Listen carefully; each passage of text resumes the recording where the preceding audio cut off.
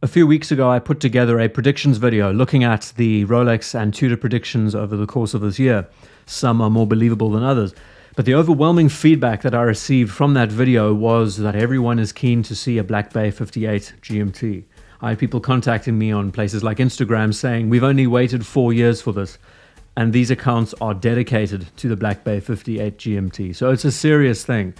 And I think all of us feel the same way, that this could be a huge step for the brand. Not just technologically, but as far as the Black Bay line is concerned, it might be the most important watch that they've ever released. Over this video, I want to do a quick breakdown, talk through why I think it's possible. If not now, then over the next few years, it's most definitely going to be a thing.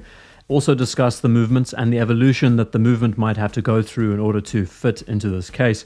And closer to the end of the video, a whole load of renders that I've put together that are outlandish, a bit more believable, but I think we can all enjoy because the creativity, the opportunity to create something great is all there for us. Now, some of you might notice off screen that there is a box. And I am indeed now a part of the Tudor family. I will share the unboxing in a couple of weeks' time, but it feels good to be here. It feels good to join in. Owning an Omega and a Tudor is a real privilege, and I look forward to doing all of that at a later stage. But today we're going to be talking about a watch that doesn't exist, that offers a lot more opportunity for creative diversity and to be a bit more rational and lateral with our thinking. So let's get into it. Why do we all feel that the Black Bay 58 GMT is possible? Well, it's inevitable, basically, through process of elimination, through seeing how these watches have evolved. It's only natural that we're going to see this watch in a GMT format soon, whether it's this year, whether it's in 3 years' time, don't know. But the question, the real point of why will it be a game changer, I believe it will get a lot more press coverage. I believe it'll be talked about a lot more. And in order for the brand to do that, they have to go through a few more steps in order to reach that goal. But as of this year, 2022, it is the 10-year anniversary of the Black Bay. Nothing says 10-year anniversary watch quite like a GMT with all the technology, all the things they have learnt over this course in time. Bear in mind also that it has been 4 years since we saw the introduction of the Black Bay 58, the gilt dial, and also 4 years since we saw the introduction of the GMT in the Black Bay 41. All of this is adding up nicely. 10-year anniversary, as well as seeing these two watches reinterpreted because they are in need of a bit of adjusting. Now, just looking at that 4-year gap, what could they now do with this new release?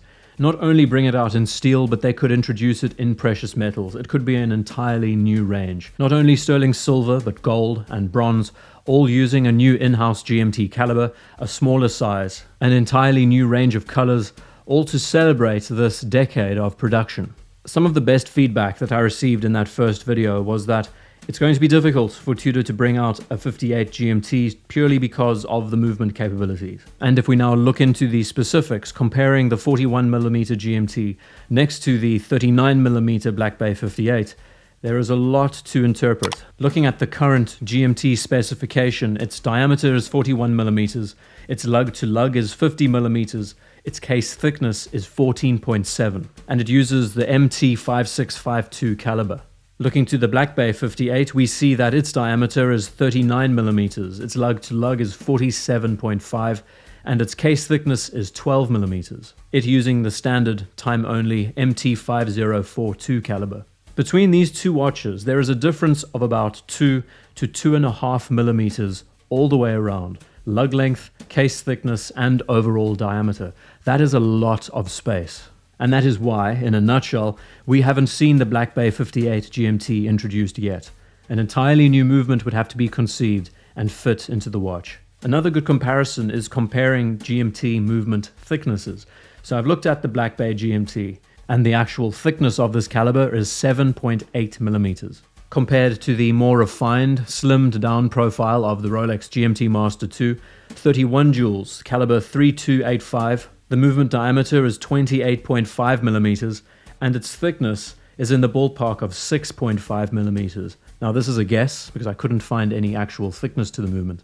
But when you see these two GMTs side by side, the sheer difference in case thickness, it's easy to understand. There is a serious deviation when it comes to looking at the scale of these watches and the movements they use. The best comparison I still think is Between the 58 and the GMT, we see that there is a 2 to 2.5 millimeter difference everywhere on the watch. So Tudor would have to invest a lot more time and money into creating an entirely new caliber, learning what they did with this first generation, streamlining it, making it more thin, and ideally introducing it back into the Black Bay 41 line, making the case thinner, which has always been a common complaint, while at the same time putting it in the Black Bay 58. That's just my thinking, but I do believe they are going to do it eventually.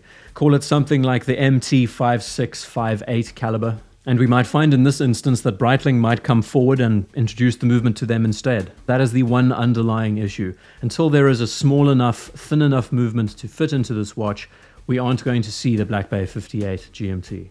But enough with that, let's have a look at some renders.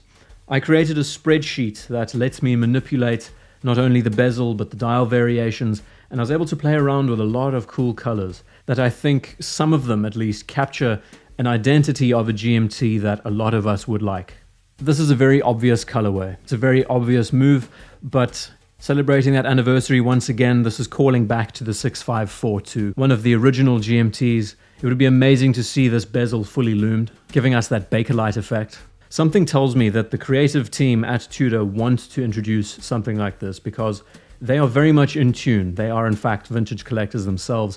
They know what these watches are about. The Black Bay line has always been one to pay attention to those past references, and this is their moment to give us something with a gold dial, all of the aesthetics we want, but also a colorway that is clearly defined by the Rolex Tudor brand. Then a more edgy take is the Coke bezel, another option that I think is highly plausible because it's now going in its own direction. It's not copying out of Rolex's homework. And in fact, if we look back to the 6542, a lot of those old school Bakelite bezels actually had a hint of dark to them. So this is a more subtle idea, but the use of those red accents would make it stand out very well. One idea that was partially a request, partially something that came to mind, is the black GMT. Black bezel, black dial, gilt with a red hand. As far as a 10-year anniversary of the Black Bay, this is the kind of watch we would like to see because black is in the title. In this arrangement, there is so much sophistication and subtlety to its design. It's not flamboyant, it doesn't scream for your attention, and the only thing that divides it away from the standard gilt dial model is that the bezel insert doesn't have any gilt finishing to it. This would be a beautiful watch, also looking back to earlier Rolex references. But then why not celebrate where you started? 10-year anniversary, 2012, we saw the burgundy bezel. Why not a full burgundy bezel model? The bezel matches the red GMT hand, it stands out nicely. And in a way, it's a subtle nod to all of us that the Black Bay burgundy is back and that it's one that celebrates that anniversary. Following the same brief, why not go with a steel bezel insert?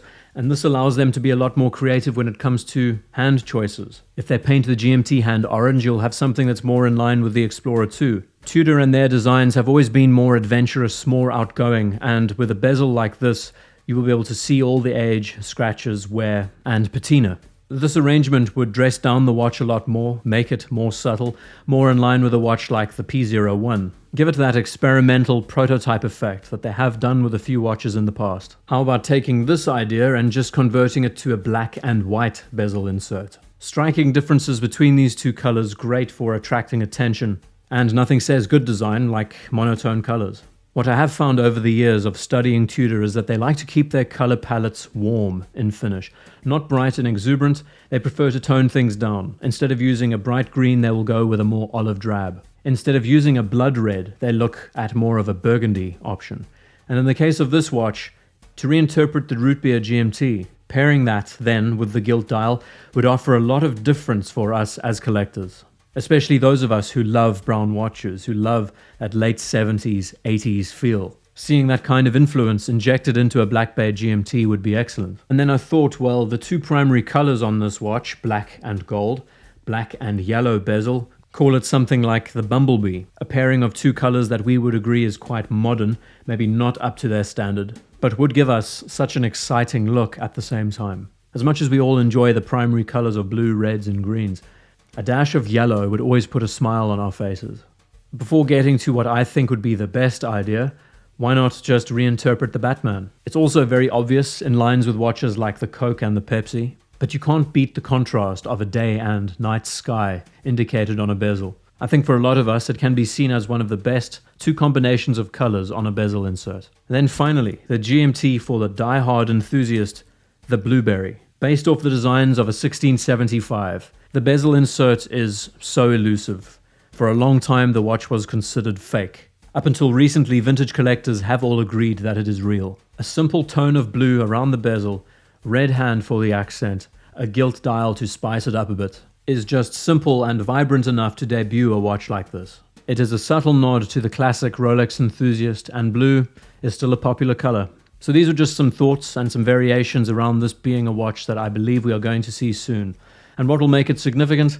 It'll be the talk of the town, obviously. And what will make it a game changer is that it'll push the Black Bay 58 line further ahead. It will show that willingness that the brand is creative enough and ambitious enough to give customers what they want, all the while allowing for their movements to take center stage and for them to push their brand further ahead.